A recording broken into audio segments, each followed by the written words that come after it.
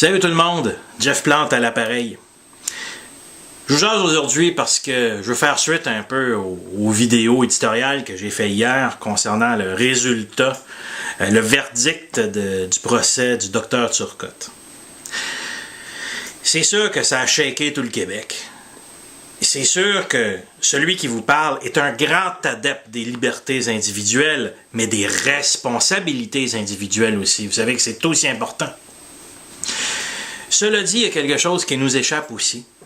Et je vais vous poser la question parce qu'il y a des parents qui nous écoutent présentement. Et répondez honnêtement à ce que je vais vous dire. Vous avez des enfants.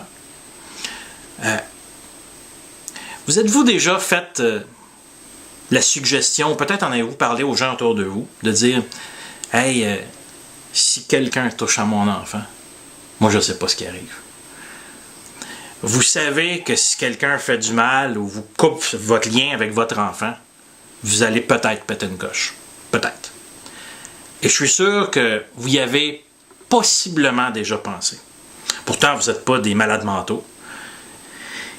C'est juste pour vous dire que, imaginez quelqu'un qui perd tous les liens significatifs avec sa famille, ses enfants. Que ce soit une mère, un père, c'est la même chose. Lorsque vous coupez tous les liens significatifs, il y a des chances que la personne pète une coche. Je ne veux pas excuser ce qu'a fait, évidemment, le Dr Turcotte, c'est pas ça que je veux dire. Ce que je veux dire, par contre, c'est qu'on doit réfléchir collectivement. Pourquoi? Souvenez-vous, à chaque fois que des gens se sont levés pour dire aux Québécois, les hommes, les pères au Québec ont besoin d'aide. Évidemment, les gens vont rétorquer « Mais oui, il y a des centres d'aide pour les hommes violents. » Oui, ça, c'est après que les crimes soient commis. Moi, ce que je parle, c'est pour avant.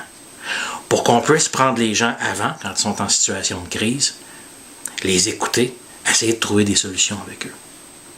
Est-ce que ça existe? Est-ce que c'est financé par le gouvernement du Québec, ça? Non.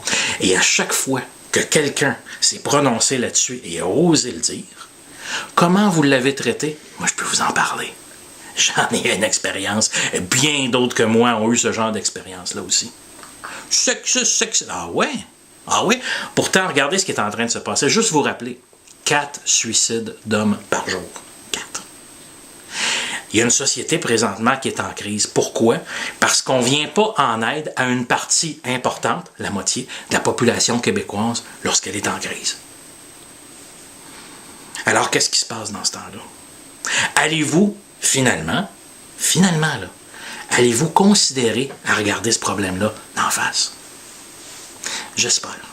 J'espère au moins que ce drame-là vous aura permis de vous ouvrir les yeux un petit peu plus. J'espère pour une fois que le gouvernement va écouter puis va peut-être penser à considérer ça. C'est plate que ça prenne des drames comme ça.